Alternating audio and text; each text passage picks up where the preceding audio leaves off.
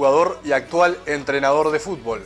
Jugó en nuestro país, en España, en Argentina y también lo hizo en el fútbol colombiano. Vistió la camiseta de Uruguay, luego como entrenador dirigió tanto aquí como en el exterior del país. Hoy en día dirige en el fútbol de Arabia Saudita. Nos abrió las puertas de su casa para hablar de todo, de fútbol, de la vida en Medio Oriente y de mucho más. Con ustedes, Jorge El Polilla da Silva.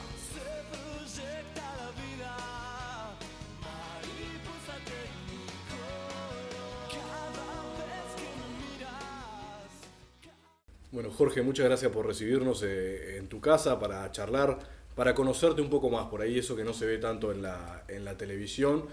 Y comenzar un poco desde el principio, contanos de tu infancia. Sabemos que tenés hermanos, por ejemplo, bueno, Rubén, lo conocemos todos del ambiente del fútbol. Contanos cómo fue tu infancia, cómo se componía tu familia. Bueno, primero que nada, buenas noches y un gusto tenerlos aquí y que hayan pensado en mí para invitarme al programa. Bueno, yo creo que una infancia normal, digamos, otra época, muy diferente a la de ahora, pero sí, tengo 3 hermanos más, dos hombres y una mujer, y creo que fue una infancia normal, muy vinculada siempre a lo que era el bodyfútbol, siempre traje una pelota, con mi hermano tenemos una diferencia de edad de 6 años, pero bueno, a veces nos enganchábamos juntos, pero era una familia humilde, trabajadora, y siempre con la intención de futuro poder ser un jugador de fútbol. ¿Y cómo comenzó todo? ¿Dónde arrancaste en el baby fútbol? Bueno, yo jugué en el Club Ciclista Fénix, ahí en Camino Maldonado, en la zona de Maroñas. Digo, ahí yo era de ahí del barrio, hice casi todo el bodyfútbol ahí en el Club Ciclista Fénix. Y después, mi primera experiencia en un equipo profesional fue en Danubio, que fue en aquel entonces no había 7ª división, hice 6ª división. Jugué en un año, creo que fueron 10 minutos, y bueno, la verdad que como todo niño en esa época, y en todas, digo, que nos gusta jugar al fútbol, queremos jugar, y bueno, fui a probar suerte en Defensor, y bueno, ahí tuve la suerte de quedar, y en pocos años tener la chance de debutar en Primera División. ¿Y desde chico siempre pensaste o por ahí tuviste la idea de seguir en el fútbol o en algún momento pensaste hacer otra cosa de tu vida? No, siempre, digo, y creo que nos pasa a todos, ¿no? Digo, la mayoría, el que le gusta el fútbol, y bueno, uno va viendo si tiene posibilidades, tiene condiciones, más allá de que no todos los que tienen condiciones después tienen la suerte de llegar, ¿no? Pero bueno, como que en mi cabeza estaba el ser jugador profesional, y me dediqué exclusivamente a eso, más allá de que estudiaba y todo, pero rápidamente me incliné por el fútbol, iba a la escuela industrial, en tercero dejé la escuela industrial, y ahí sí de lleno a trabajar. ¿Y cómo fue ese paso de Danubio a Defensor? ¿Existía ya ese tipo de rivalidad por ahí que se ve hoy en día, que se dice, se genera por los juveniles, que hay mucho allí? ¿Existía en esa época? Sí, no era como es ahora, ¿no? Digo que ya desde hace, yo creo que esto empezó hace 25 años, por ahí, donde los dos empezaron a trabajar muy en serio en divisiones juveniles, y empezó esa rivalidad, ¿no? En aquel entonces no había, sí que eran dos equipos que siempre estaban cerca de pelear a los grandes los campeonatos, más allá que no se ganaba tanto como ahora, pero no esa rivalidad de juveniles, yo creo que fue posterior. Y esa etapa en Defensor, antes de pegar el salto a Europa, ¿cómo fue? ¿Jugabas adelante? Si tenés que por ahí demostrarle a los más jóvenes el estilo que tenías, ¿con quién te compararías un jugador de hoy en día? Es difícil, yo creo que es difícil encontrar un paralelo a lo que uno podría hacer. Me cuesta siempre, ¿no? Compararme con alguien. Creo que todos somos distintos. Pero bueno, fue una etapa maravillosa, para mí la más linda, digo, cuando uno recién comienza, cuando tiene la suerte y la posibilidad de haber cumplido un sueño como es jugar en Primera División, ¿no? Que es lo que todos apuntamos, porque lógicamente uno después se va poniendo objetivos en la vida y en su carrera, pero el primer gran objetivo de un niño que le gusta el fútbol es jugar en Primera División, y bueno, esa etapa previa, aparte lo mío coincide también con la selección juvenil, que era muy importante para nosotros poder defender a Uruguay en una selección juvenil, y se dio todo muy rápido, ¿no? Yo, como te digo, yo a los 14 años me voy a Defensor, y creo que hago 4 años y a los 18 estoy debutando en primera división. Entonces se da muy rápido todo, la selección juvenil, después la transferencia al fútbol español. O sea, pero fue para mí, digo, la etapa más linda fue esa, ¿no? ¿Por qué Polilla? Polilla por lo de Alfredo de los Santos, siempre lo dije. Yo tengo una etapa en las divisiones juveniles de Defensor, donde jugaba en varias posiciones, ¿no? En la misma época que el Polilla de los Santos Nacional, jugaba de 9, jugaba de zaguero, jugaba de volante, y empezó como broma de compañeros, de Polilla, porque coincidía, y me quedó, digo, y siempre lo hablamos con Polilla cuando nos encontramos de vez en cuando, digo que el sobrenombre que le heredé, digo, es en relación a lo de él. Después el paso a Europa, te fuiste a Valladolid, donde tuviste la posibilidad de ser incluso goleador, ser Pichichi en España. ¿Cómo fue ese cambio de irte de Sudamérica a Europa, un paso importante? Sí, fue un cambio tremendo, ¿no? Digo, en una época, digo, diferente, porque no había la posibilidad de información, como hoy tenemos todo, y cualquier niño conoce todos los equipos del fútbol europeo. En aquel entonces era muy difícil tener un conocimiento y con exactitud de lo que podía ser un equipo pequeño del fútbol español. Fue un cambio abismal en todos los aspectos, ¿no? Digo, desde lo deportivo, lo social, lo familiar. Pero fue una etapa preciosa, ¿no? Porque la verdad me adapté muy rápido en lo deportivo al fútbol español, me fue muy bien. Llegué a un equipo con muchas dificultades desde lo deportivo, porque yo llego en la segunda vuelta del torneo 82-83 y Valladolid estaba prácticamente descendido. Tenemos la suerte de hacer un segundo semestre muy bueno, el equipo se salva, volvemos a renovar un préstamo y ese año salgo goleador de la Liga Española, jugando en un equipo pequeño como el Valladolid. O sea, fueron 3 años en Valladolid realmente para mí extraordinario, mucho más lindo que lo de Madrid cuando después pasó al Atlético, porque bueno, una ciudad pequeña, era un equipo con muchas dificultades y sin embargo nos fue muy bien. Después el paso, como decías, a Atlético de Madrid. No era el mismo Atlético que hoy en día, igualmente era un equipo importante. Sí, o sea, yo creo que el Atlético siempre, históricamente, vendría a ser el tercero de España, ¿no? Digo, siempre detrás la sombra del Real Madrid, del clásico, pero hay una diferencia abismal entre un equipo y otro, ¿no? Pero bueno, era dar un salto grande en mi carrera, tuve la posibilidad de ir a otros equipos como Valencia, como Sevilla, pero bueno, Atlético hizo la mejor propuesta y bueno, era probar, digo, para verlo, para lo que uno estaba, ¿no? Ir a un equipo grande del fútbol español, jugar copas europeas. Y la verdad que tuve 2 años muy buenos, muy buenos. Jugamos en la final de Copa del Rey, jugamos en la final de Copa de Europa, no lo que es la Champions, sino lo que antes era la Copa de los ganadores de Copa del Rey, digamos. Llegamos a jugar la final también, digo, fueron 2 años muy lindos en un equipo importante del fútbol español. Aparte llegaste a España en la época del Mundial de España, del 82. Se vivía un clima por ahí con mucha expectativa con eso del fútbol, bueno, lo que había quedado, porque llegaste después del Mundial, si no me equivoco. Yo llego después del Mundial, si el Mundial es a mitad de año, llego sobre diciembre.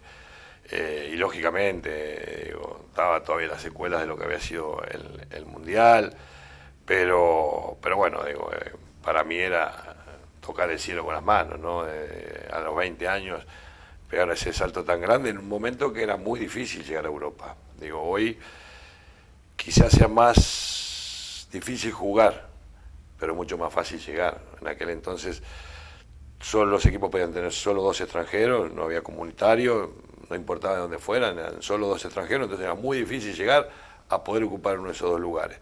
Y tuve la suerte, ¿no?, de estar ahí. Después para jugar por ahí más fácil, porque al llevar a un extranjero seguramente va a jugar, ¿no? Pero bueno, fue el sueño alcanzado, como te digo, en un momento por ahí inesperado, porque yo recién había cumplido 21 años cuando me fui, y el ir a Europa era prácticamente un imposible para jugadores, más de si vos no salías de Peñarol Nacional. Y bueno, tuve esa suerte y bueno, la fui a pelear y sabía que era mi gran oportunidad y que tenía que aprovecharla. ¿Y cómo fue eso de despegarse de la familia o te fuiste acompañado?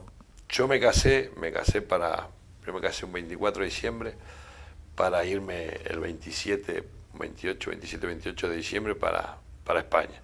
bueno, un cambio en todo, ¿no? Como te decía, fue un cambio muy grande, el dejar a mi viejo, a mis hermanos, pero bueno, me fui con mi señora y fue realmente un apoyo tremendo, porque como te digo, hoy estar en el exterior es muy diferente, tenés una cantidad de medios de comunicación, bueno, yo ahora que estoy lejos, tengo hijos, mi hija que está acá, por ejemplo, nos vemos todos los días, 3 o 4 veces por día y hablamos, y en aquella época prácticamente ni teléfono había, entonces era irse de verdad, ¿no? ¿Y en lo deportivo te costó adaptarte? No sé si por mi característica de juego, pero o por las ganas que, como te digo, tenía de triunfar, porque sabía que esa era mi oportunidad, digo, de llegar a Europa era esa mi oportunidad. Y que tenía 6 meses nomás para demostrarle a un equipo que no iba a ser nada fácil, porque como te decía, estábamos prácticamente descendidos, entonces esas ganas de triunfar, esas ganas de poder mostrar mis condiciones, yo creo que me ayudaron a que me adaptara muy rápido. Y la verdad que no sentí el cambio desde lo futbolístico, ¿no? Lógicamente que sí, después todo lo que rodea lo que es el ambiente del fútbol, había una diferencia abismal. Después te volviste a América para jugar en Argentina. ¿Cómo fue ese paso, esa posibilidad? Sí, yo me vengo, digo, que por ahí después uno piensa, digo, son esas decisiones que uno toma, que después con el correr del tiempo las analizás, si se habré hecho bien en venirme o no. Yo tenía un contrato de 3 años con Atlético de Madrid, hay un cambio de dirigencia, es cuando llega el famoso Gil y Gil a la presidencia, en mi segundo año de contrato. Éramos 2 extranjeros por equipo, estaba Alemão, el brasilero y yo. Y bueno, llega Gil y Gil al club, trae a Menotti como entrenador, compra a Paolo Futre, el portugués, estaba Alemão, estaba yo que era el más antiguo, e inclusive traen a Julio Zamora, el argentino, que lo lleva Menotti. Éramos 4 para jugar 2.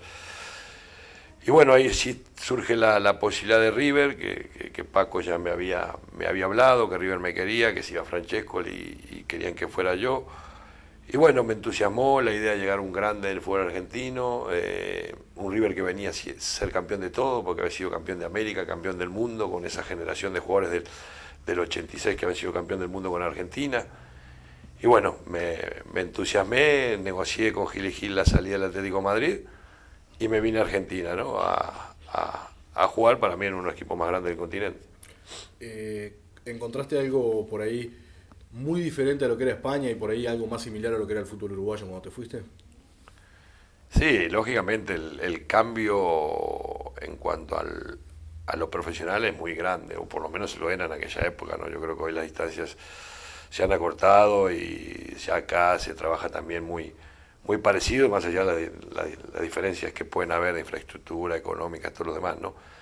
Pero sí había un cambio muy grande de lo profesional, de los entrenamientos, de la seriedad con el que se trabajaba en Europa. Digo, eso lo sentí mucho, ¿no? El volver a River era como volver un poco al pasado en cuanto más allá de lo que es River como club y que llegaba un equipo grande y todo, pero sí era volver un poco a la rutina de entrenamientos, a otro ritmo, a otras costumbres. Yo creo que eso era lo que uno por ahí notó más en el cambio de lo que era en ese momento Europa y Sudamérica. Y sus caras de resignación, los vi felices, llenos de dolor. Ellas todas las mañanas que viví. Después el paso a Colombia para jugar en América de Cali, en Millonarios. ¿Qué te encontraste ahí? Aparte de una época muy complicada de Colombia, a nivel de lo que era el narcotráfico, las guerrillas con el propio Estado, ¿cómo fue llegar a ese país tan complicado en ese momento? Sí, se da, digo, a raíz de, bueno, yo estoy 2 años en River y me voy a raíz de problemas económicos que tenía el club, me vengo a Montevideo, estoy unos meses acá y aparece el interés de América. Y bueno, me generaba muchas dudas, ¿no? Ir a Colombia por todo lo que se hablaba, porque también a nivel futbolístico era un escalón más abajo de donde por ahí estaba la posibilidad de volver a Europa, de ir a México. Pero bueno, vino América, en esa época un equipo fuerte del continente, ¿no? Venía a jugar las últimas Copas Libertadores, las últimas finales, más allá de que las había perdido. Pero bueno, un equipo muy fuerte dentro del continente. Y bueno, se hacían cargo de la deuda que tenía River Argentino conmigo, me hacían un muy buen contrato. y tomamos la decisión de irnos. Y la verdad que conocí un país maravilloso, gente espectacular, tuve casi 6 años, la última etapa mía en el exterior es en Colombia, y la verdad que me sorprendió para bien, ¿no? Me trataron muy bien, deportivamente me fue muy bien, y bueno, es un país que recuerdo con mucho cariño por la amabilidad, por la cordialidad de su gente, por cómo tratan al extranjero. La verdad que no me arrepiento de haber ido esos años al fútbol colombiano. Por ahí, en ese momento, en el país, el centro de la violencia estaba en Medellín, pero en Cali estaba, bueno, la lucha de los carteles, el cartel de Cali, el cartel de Medellín. Como futbolista, ¿veías algo de eso? ¿Te das cuenta un poco de todo lo que estaba pasando? No, lógicamente que lo percibís, más allá de que no, por lo menos digo en los años que yo estuve, nunca llegó a rozar al fútbol los problemas los conflictos que habían en el país, ¿no? Pero lógicamente que se vivía con cierta, no sé si era temor, pero sin tranquilidad. O sea, porque bueno, había muchos atentados, había bombas en diferentes lugares, a raíz de la guerra más que nada, eran los carteles, ¿no? Yo estaba en Cali, una de las ciudades que estaba en conflicto, y me tocaba ir a jugar mucho a Medellín también, entonces por ahí es lo que te genera un poco de dudas, ¿no? Pero la verdad que no vivimos con ese miedo, ¿no? Sí es cierto que como cualquier parte del mundo vas a una ciudad hoy donde está medio peligroso y te va a generar un poquito de nervio, ¿no? Pero nunca me tocó vivirlo así en persona y la verdad, como te decía, fueron 6 años de mi vida muy lindos, principalmente en la ciudad de Cali, ¿no? Y dejaste tu huella, porque aún sos uno de los máximos goleadores de la historia de la América. Sí, yo la verdad que nunca pensé que iba a estar tanto tiempo, pero bueno, llegué, como te digo, a un equipo muy fuerte, fuimos 3 veces campeón del fútbol colombiano, llegué a 2 semifinales de Copa Libertadores.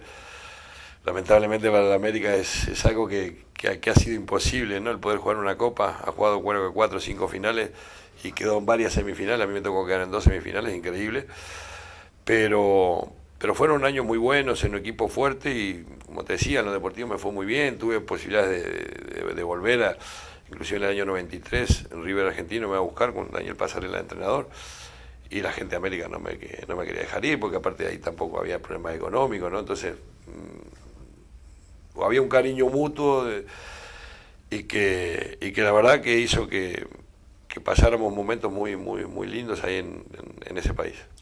Después volviste para terminar la carrera como habías empezado, en Defensor Sporting.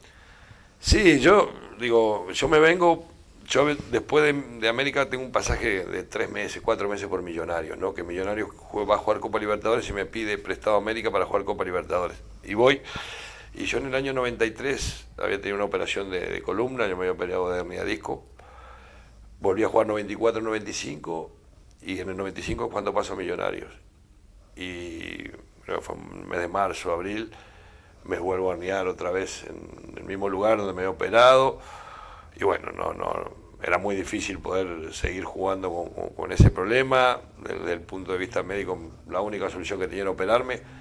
Yo ahí tenía 33 años y decido no jugar más al fútbol. Hablo con la gente de la América, que eran los dueños del pase, le digo que me voy a ir a Uruguay, pero ya para no jugar más. Y bueno, me vengo. Estoy un mes, 2 meses acá en Montevideo y me llama Fernando Sobral, que era el tesorero en ese momento, Defensor. Que bueno, que por qué no iba, que probaba con Juan Auchain de técnico. Le conté el problema que tenía. No, pero vení, probá si te sentís bien. Y la verdad, yo había ido a un médico quiropráctico acá, pero más que nada para tener una calidad de vida mejor de la que tenía. Y la verdad que me había hecho extraordinario y me sentía bárbaro, no tenía ni un dolor. Le pregunté al doctor, le digo, tengo esta posibilidad, ¿qué te parece? Y no va a tener problema, lo único que puede pasar es que un día te puedas quedar duro otra vez. Fui, probé, estuve un par de meses entrenando y bueno, alargué y tuve la posibilidad de cumplir el sueño, ¿no?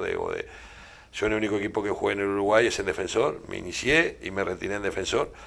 Entonces era bueno cumplir un poquito ese sueño que uno tenía de que el día de volver, poder retirarme en el club que me había dado la posibilidad de iniciarme como jugador profesional, que me había enseñado tanto como persona, que me había formado en muchos aspectos y tengo la suerte de jugar casi 3 años más y poder retirarme en el club. ¿Y cómo encontraste en esa vuelta el fútbol uruguayo? Porque cuando te fuiste era un fútbol uruguayo que ganaba títulos internacionales, que era siempre candidato.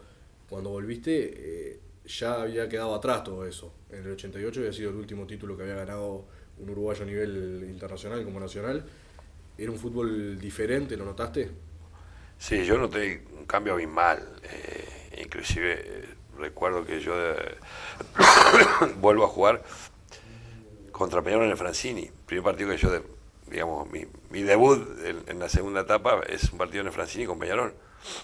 Y hablábamos con Juan Aullaín. Digo, Juan, no jugué, la veía pasar la pelota, estaba fuera de tiempo, porque claro, venía acostumbrado a jugar a otra cosa y volvía a mi realidad, que es donde yo empecé, ¿no? Y vi un fútbol, lógicamente, deteriorado desde el punto de vista futbolístico, ¿no? Pero bueno, después te adaptás muy rápido y sos uno más, como yo digo, uno a veces cuando vuelve, todos esperan que sea el diferente, más allá que yo llegué ya en una etapa grande y con algún problema físico, pero yo creo que te terminás metiendo en lo que es el fútbol local y terminás siendo uno más, ¿no? Pero yo creo que cuesta mucho, el jugador que está muchos años afuera, el volver a insertarse en nuestro fútbol. ¿Y de la etapa en la selección qué puedes decir? Bueno, para uno lo máximo, ¿no? Digo, como todo, como cada uno en su carrera aspira siempre a poder llegar a lo máximo. Y para un jugador de fútbol llegar a su selección es el sueño y el gran objetivo. Y yo tuve diferentes etapas, digo, creo que la frustración más grande es la del Mundial de México 86, pero después tuve juveniles, después había ido a varios torneos, jugué Copa América. Creo que no tuve el rendimiento en la selección que por ahí hubiese querido o que podía haber demostrado, ¿no? Por diferentes razones, pero el gran golpe para todos nosotros de esa generación creo que fue el Mundial del 86, porque teníamos un equipo como para haber hecho algo grande, ¿no? No sé hasta dónde podríamos haber llegado, pero creo que si las cosas las hubiésemos hecho mejor, esa selección estaba por lo menos para estar entre los 4 mejores. ¿Cuál fue el defensor o los defensores en tu etapa de jugador que más te costaron o te hicieron por ahí enojar o lo que sea dentro de una cancha? Bueno, yo hice prácticamente mi carrera en el exterior, ¿no? Yo jugué 13 años en el exterior, pero acá, por ejemplo, digo, me tocó enfrentar a Peñarol Nacional en diferentes etapas, y bueno, lo que era Olivera, lo que era el Cacho Blanco en su momento.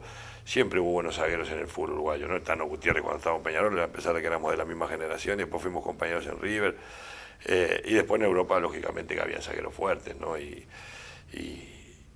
ahí sí que te hacían sentir, porque no es como ahora, que ahora la televisión ha cambiado mucho y protege mucho el fútbol, digamos, en sí, ¿no? Y eso hace que los delanteros estén más cuidados.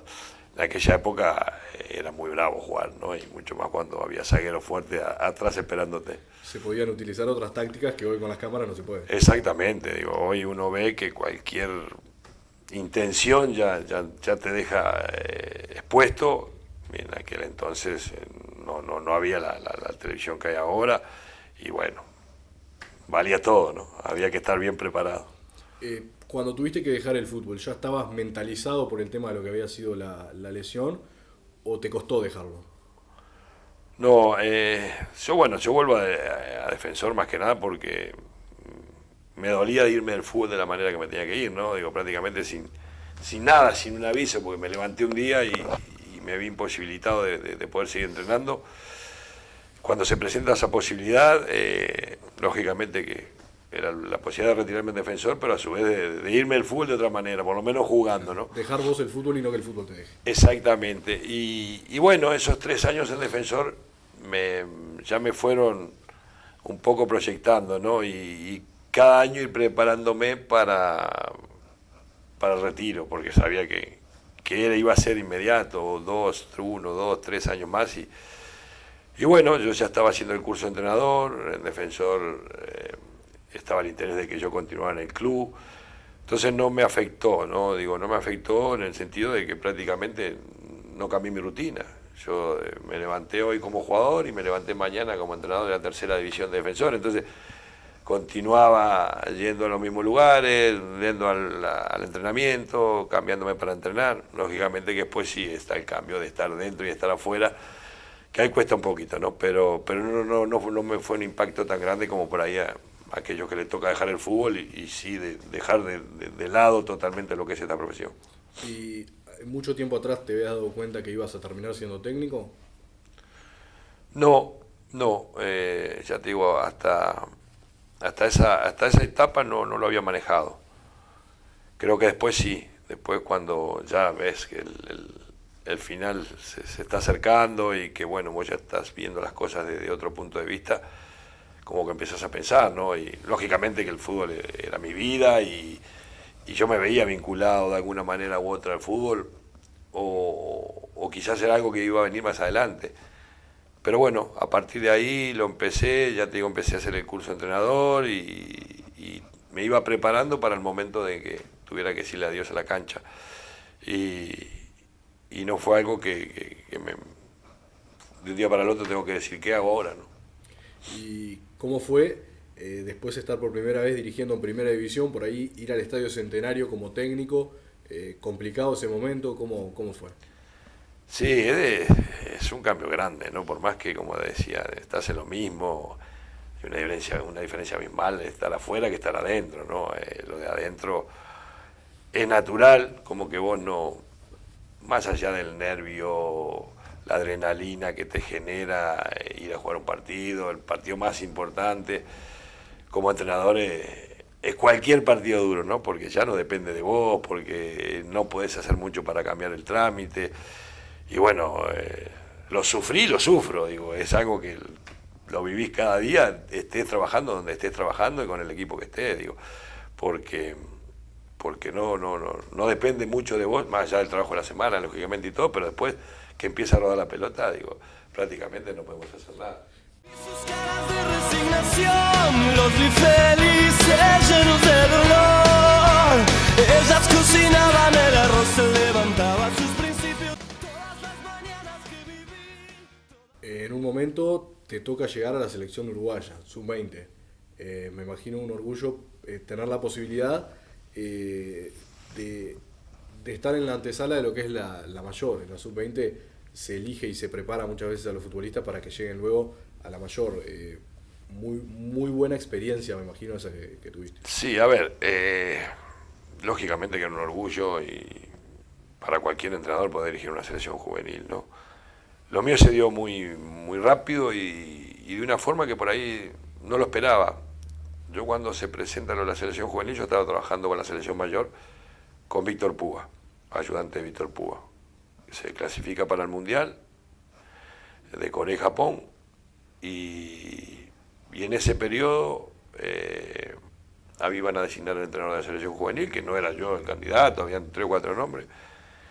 De repente un día recibo un llamado de Nelson Spiedman, que era el presidente del Consejo Juvenil, que yo a Nelson lo conocía de mi etapa como jugador, y me dice, tenés que aceptar, tenés que ser vos el técnico. Y digo, pero Nelson, yo no estoy preparado, no tengo un conocimiento del fútbol juvenil, digo, como hay que estar para hacerse cargo de eso.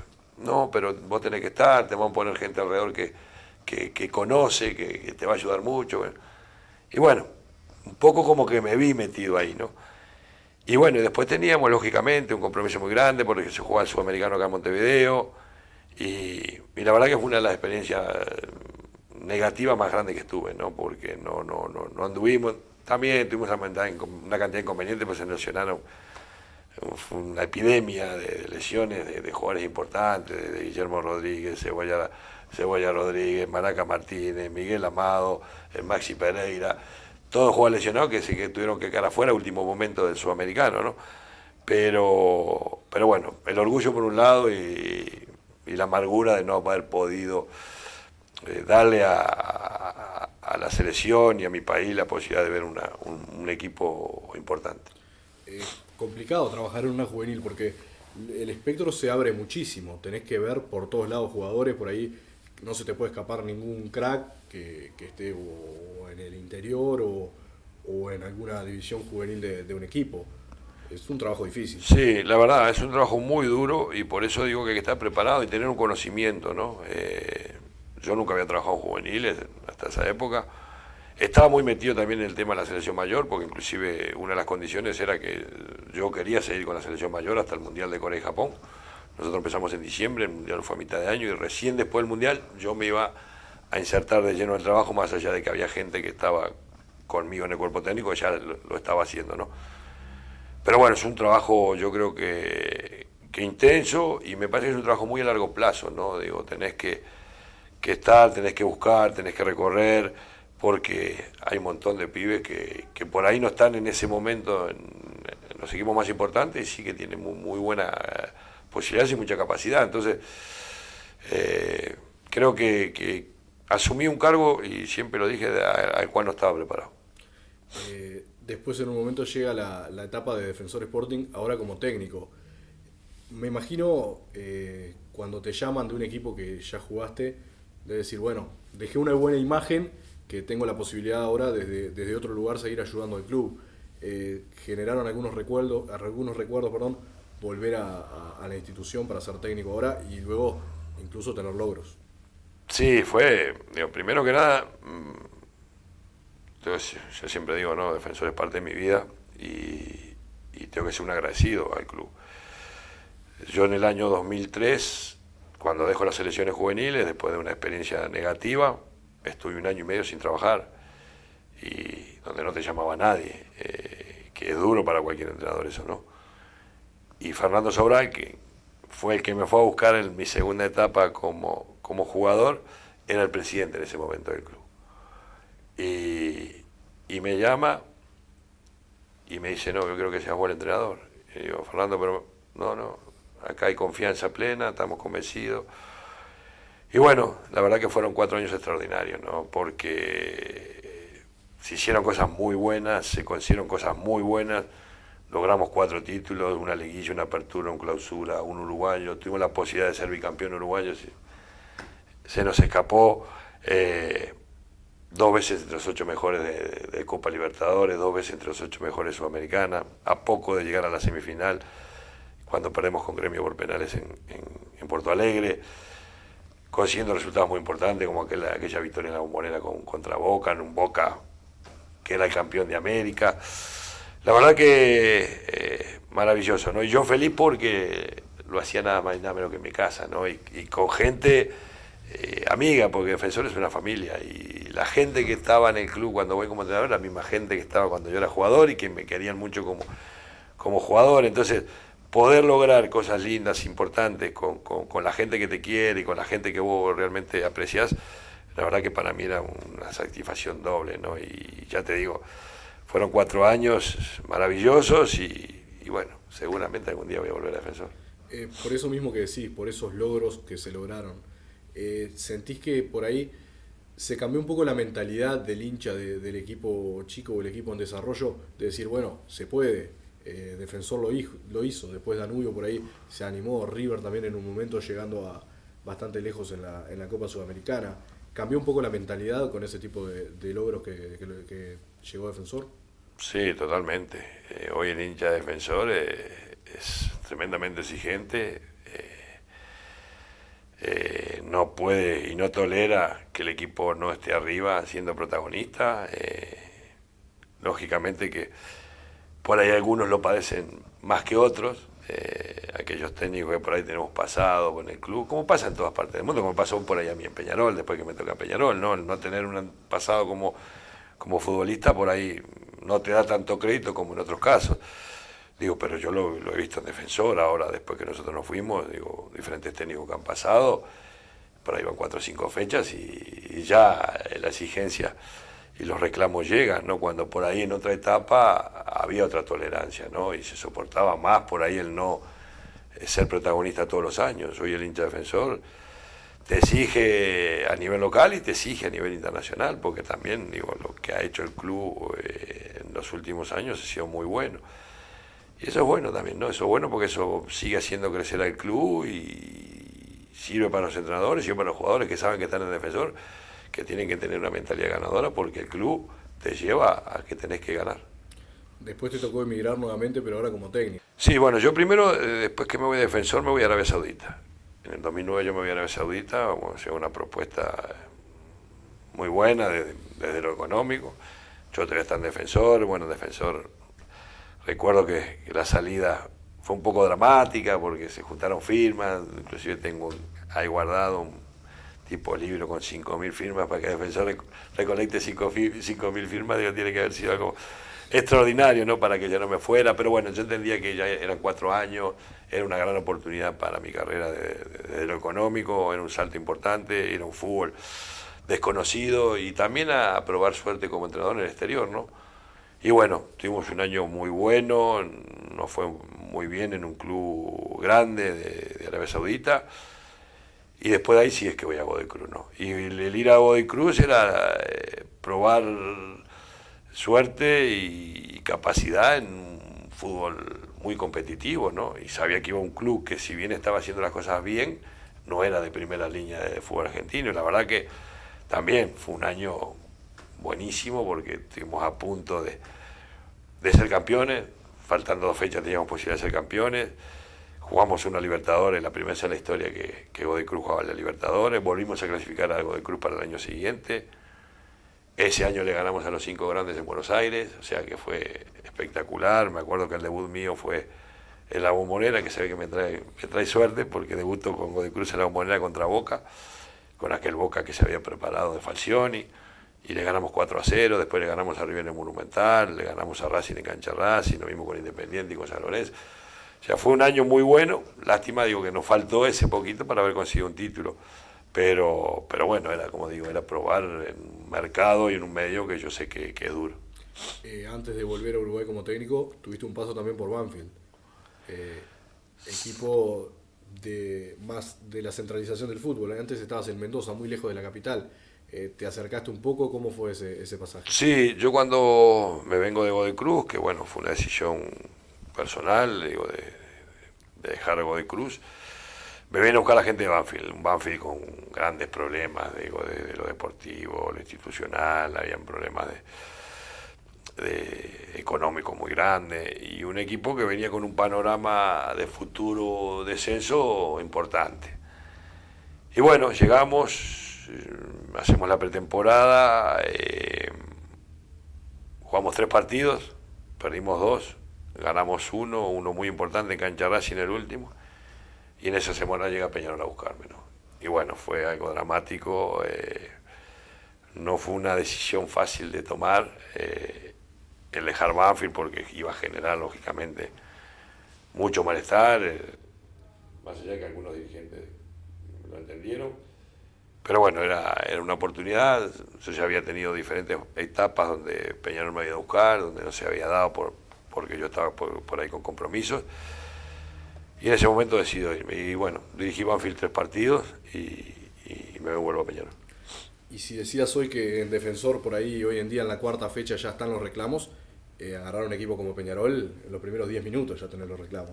Sí, es normal, digo, yo sabía que no iba a ser fácil, digo, eso lo tenía muy claro, porque aparte llegó un Peñarol no en su mejor etapa, o sea, Nacional venía de ser campeón, vuelve a ser campeón ese año también, y bueno, había mucha confianza en el trabajo, habíamos evaluado el plantel y creíamos que había un plantel como para poder pelear a nivel local el campeonato.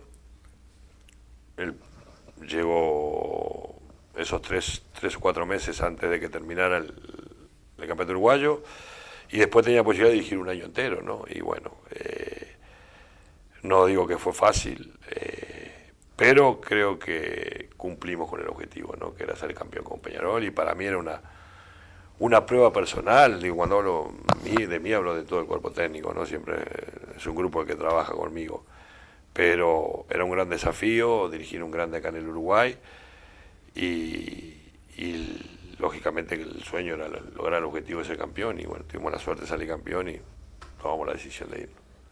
Después fuiste a Emiratos Árabes, ya habías estado en Arabia Saudita, donde estás también hoy en día.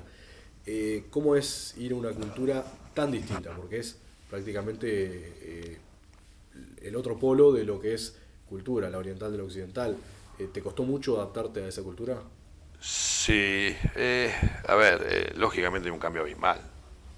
mal en todos los aspectos, ¿no? Digo, desde lo social, desde lo laboral, desde lo profesional, pero bueno, lo vas conociendo de a poco, lo vas respetando. O sea, nosotros sabíamos muy claro que íbamos a un mundo diferente, que teníamos que adaptarnos rápidamente a lo que eran ellos si queríamos triunfar o por lo menos permanecer el contrato, el tiempo de trabajo ahí. Y bueno, fuimos descubriendo un mundo nuevo, ¿no? Y lógicamente adaptándonos a lo que era la vida, a lo que es la costumbre de ellos, a lo que son como profesionales, que hay una gran diferencia también. Y rápidamente nos fuimos metiendo, ¿no? Y ya cuando fui a Emiratos, ya iba con un conocimiento. Igual hay una diferencia muy grande entre Emiratos y Arabia Saudita. Arabia Saudita es un país mucho más cerrado, mucho más estricto en cuanto a las normas.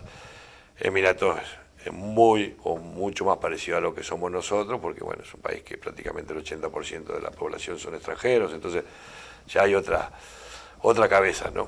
Pero bueno, hasta ahora seguimos descubriendo, nos seguimos sorprendiendo, pero ya lo llevas con otra naturalidad porque no te sorprendes tanto, ¿no? Sus caras de resignación, los vi felices, llenos de dolor. Ellas cocinaban el arroz, se levantaban sus principios todas las mañanas que viví. ¿Y qué pensás por ahí, qué impresión tenés viviéndolo desde allá? El tema de los extremistas religiosos, los ataques terroristas, todo lo que sucede y por momentos pone en vilo al mundo. ¿Cómo lo ves desde ese lado? No, todo lo que es el tema de violencia, de donde sea, es lamentable, ¿no? Y mucho más que vos lo vivís porque convivís con ellos. Más allá de que no ha sido exactamente donde estábamos nosotros y todo, pero sí te roza y sí te toca viajar por ahí a jugar torneos internacionales. Nos tocó ir a Irán, vas a algún país vecino de ahí del Golfo mismo. Y bueno, eso también, como hablábamos hoy de lo de Colombia, ¿no? Si bien no nos ha tocado, como que te genera cierta alarma, ¿no? Porque bueno, ellos apoyan su creencia, digamos, llevan a cometer atrocidades que vos no las entendés de ningún punto de vista, ¿no? Y amparado en su religión, en su creo y en lo que ellos piensan que como tiene que ser, ¿no? Y bueno, uno al ser extranjero como que también te da un poquito de... Pero bueno, no ha estado muy cerca, pero bueno, lamentablemente toda esa zona está viviendo momentos muy difíciles y cada vez ha ido creciendo más, ¿no? ¿Y cómo es el tema de la familia, de vivir con la familia allá? Bueno, como digo, Arabia es especial, ¿no? Digo, es muy difícil para la mujer principalmente, más difícil para la mujer, porque bueno, la mujer no puede manejar, entre otras cosas, ¿no? Tiene que salir de negro vestida, tapada la cabeza, todo el cuerpo de túnica negra, no puede andar sola, no puede andar con alguien que no sea o el esposo o un hijo. Entonces vivís como que en una burbuja, digamos, ¿no? Nosotros vivimos en un complejo donde viven solo extranjeros, ahí tenés de todo, pero lógicamente tenés que salir. Pero bueno, la única salida es ir a shopping y a comer algún día, pero no tenés mucho lugar, se hace un poco rutinaria la vida, ¿no? Principalmente más dura para la mujer. Pues nosotros en definitiva estamos trabajando, estamos viajando, vamos entrenando, pero no es fácil, pero digo, ahí adentro viví bien, y no es que digo vas a pasar mal, ¿no? Es acostumbrarse, tener paciencia y bueno, decir vamos a aguantar determinado tiempo y después lógicamente tenés que buscar un cambio. ¿Y cómo es la relación que se tienen con los príncipes, los jeques, los dueños del club? Gente por ahí muy exuberante en el sentido de las fortunas que tienen, se hacen muchos regalos también. Sí, es como todo. El club o casi todos los equipos de allí de Arabia Saudita son gobernados por príncipes. A su vez, cada club tiene como una comisión de honor donde son todos príncipes. O sea, Arabia Saudita creo que tiene 2.500, 2.000 y pico por lo que me dijeron de príncipes, ¿no? Entonces, bueno, es muy común ir y encontrarte con un príncipe que te saluda, que quiere conocerte, que en determinado momento te pueden hacer un regalo, pero como que después ya hace una relación muy natural. Y bueno, en el caso mío, que tengo que estar hablando con el presidente, va todos los días a los entrenamientos, lo tengo que aguantar todos los días, va a todos los partidos, se me sienta en el banco, el equipo es de él, entonces o lo aceptás o te tenés que ir, ¿no? Y el tema de las contrataciones, tenés libertad para elegir por ahí, te ponen quizá un presupuesto y te dicen, bueno, mantenete acá. No, lógicamente que digo, la consulta siempre está, o el análisis de las necesidades que tiene el equipo, por ejemplo, ahora que terminamos campeones, bueno, qué es lo que nos falta para mejorar el equipo, ¿no? Lógicamente siempre pensando en crecer. Y a ellos les gusta mucho el cambio, como les gusta el cambio de jugadores, les gusta el cambio de entrenadores, en Arabia Saudita y creo que en Qatar, creo que en Emiratos, lo mismo, de 14 entrenadores que empiezan, terminan 2, el campeón y otro que hizo una buena campaña, porque ellos, como no tienen el problema económico de decir no podemos traer, les gusta cambiar. Y lo mismo pasa con los extranjeros, y vos tenés la posibilidad, ahora empieza la liga y en enero hay un recambio de jugadores y hay equipos que cambian los 4, o sea, son 4 extranjeros por equipo, y porque quieren ver caras nuevas y juegan al técnico, y hay muchos empresarios que le están ofreciendo también un montón de nombres, y nosotros lógicamente opinamos, le damos el ok o no a determinadas circunstancias, pero generalmente lo eligen ellos, ¿no? O la gente que le ofrece jugadores, y bueno, vos después estás de acuerdo o no con la llegada de uno. Nosotros tuvimos la suerte de poder llevar a Lolo, digo que lo habíamos pedido porque lo conocíamos y entendíamos que necesitábamos un jugador de esa característica. El Lolo estaba libre y bueno, se dio.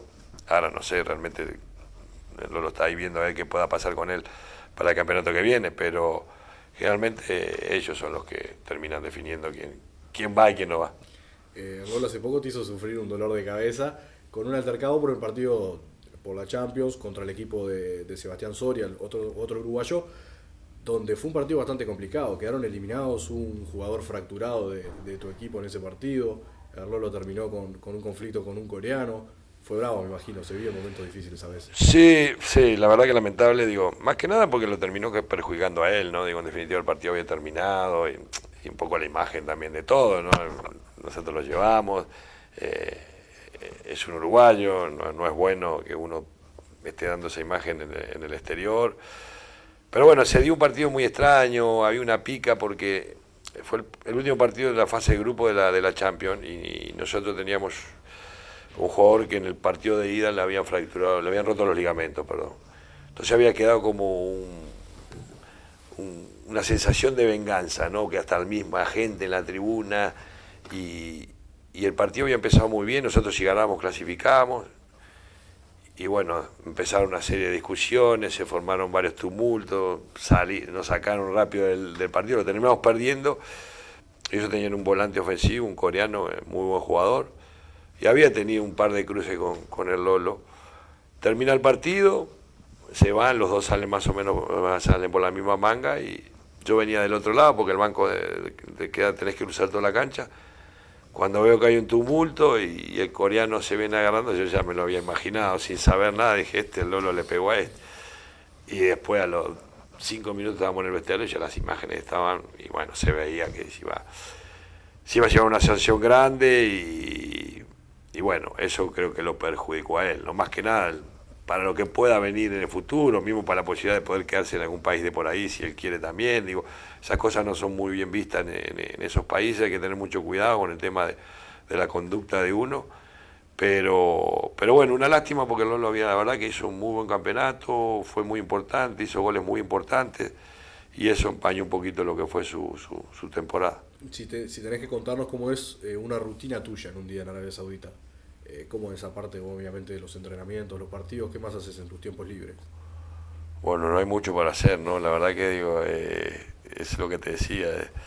Primero, pues nada, que es un tema que es el clima, ¿no? Normalmente de 12 meses, 10 meses hace mucho calor, pero cuando hablamos de calor hablamos de cerca de 50 grados, que durante el día hay muy poca actividad para poder hacer, ¿no? Y bueno, levantarte, tenés ahí adentro en el complejo piscina, donde podés ir a la piscina, todo, y practicás a las 7 de la tarde, digo, practicás de noche, entonces se te hace el día muy largo, volvés muy tarde, cenás muy tarde, o sea, como que se vive más de noche que de día en Arabia Saudita, ¿no? A raíz un poco de lo que es el clima y lo que es la costumbre de ellos, ¿no? O sea, vos vas a las 2 de la mañana, andás por el centro y es un embotellamiento, o sea, la gente sale de noche, va a los cafés de noche, los hombres hablo, ¿no? Porque las mujeres no, pero la mujer más que al shopping, no encontrás mujeres a no ser en el shopping.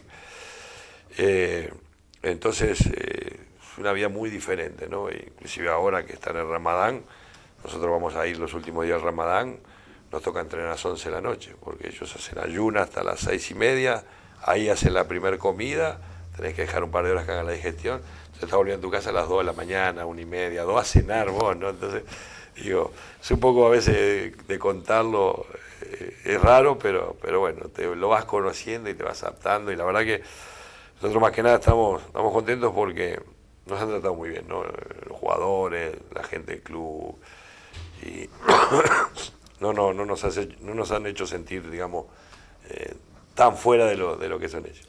Y te has tenido que acostumbrar también al hecho de que los jugadores recen por ahí en un partido, en los entrenamientos, es todo un tema ese también. Sí, pero toda la organización del fútbol está armada en base a los rezos, ¿no? O sea, a ver, los partidos se programan de determinada manera que no interfiere con un rezo, pero sí por ahí tenés que esperar que termine de rezar para entrar a la cancha, o en algún entretiempo coincide en los 15 minutos de que vos tenés para poder dar una indicación o algo que tiene que rezar. Entonces, mientras que se preparan para rezar, rezan, cuando quiera acordar, no hay tiempo de nada, ¿no? Y lo mismo lo hacemos en los entrenamientos, o sea, ellos tienen 5 rezos al día. Primero creo que es a las 5 de la mañana, y muchas veces los jugadores están levantados a las 5 de la mañana, rezan, desayunan, después van a darse cuenta, despiertan a la 1 para almorzar cuando estás concentrado, ¿no?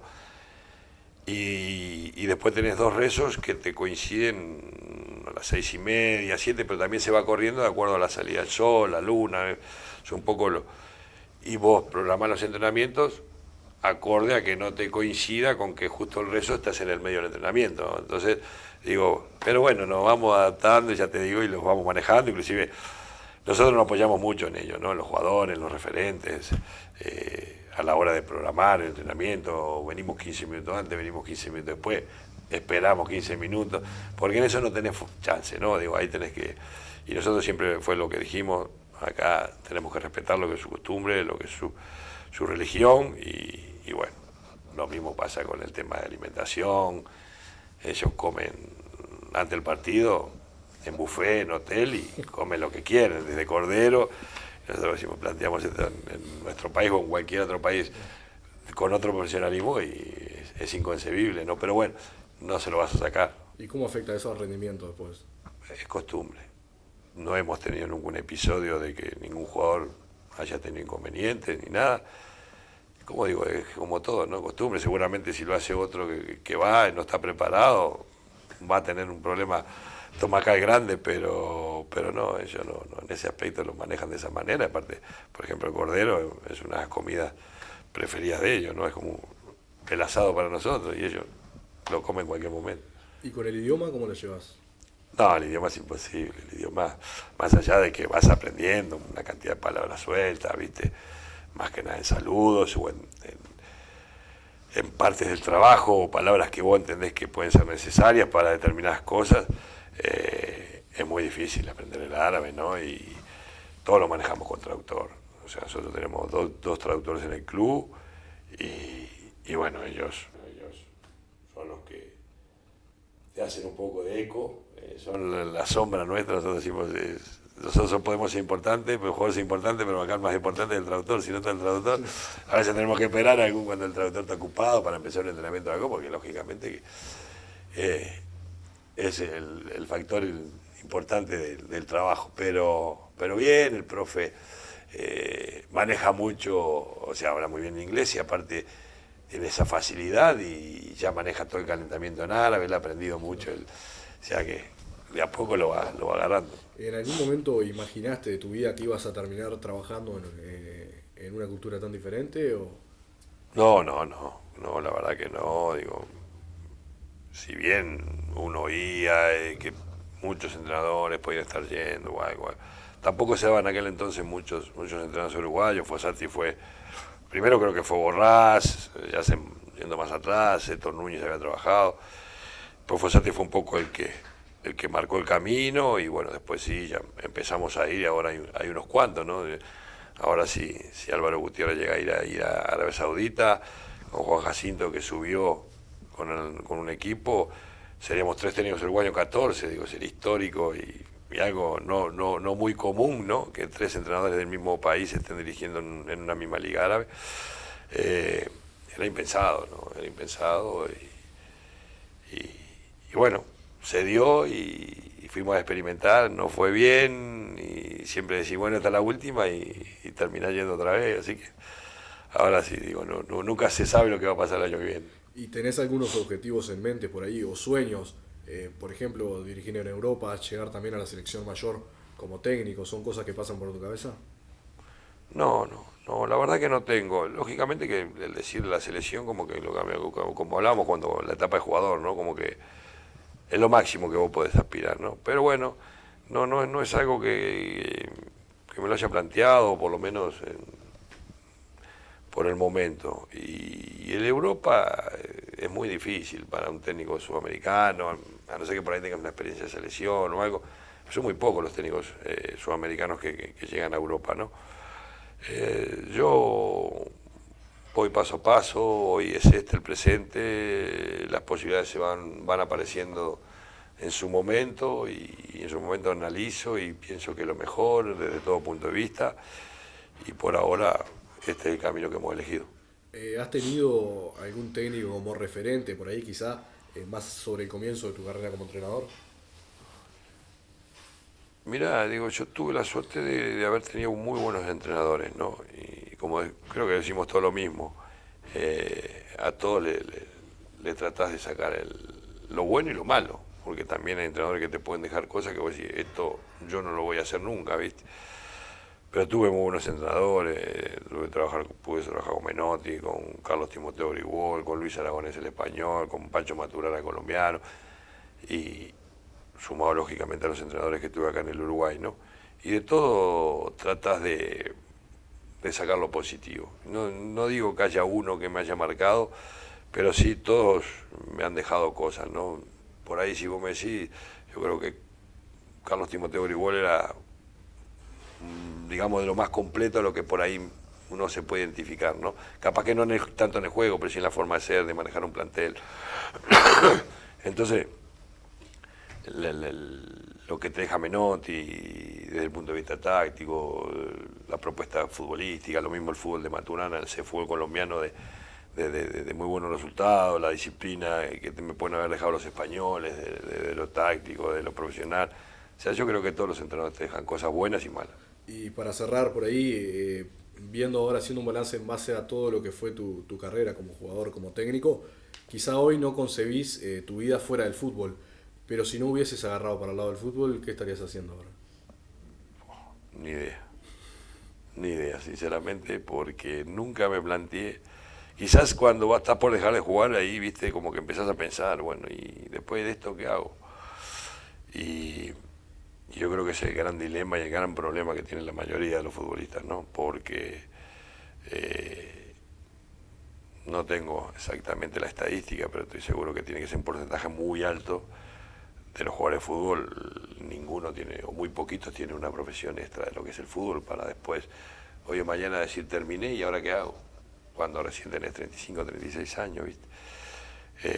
La verdad que no sé qué hubiese sido mi vida si no hubiese seguido vinculado al fútbol. Bueno, muchas gracias, Jorge. No, gracias a ustedes, ha sido un placer, y bueno, como siempre, a las órdenes.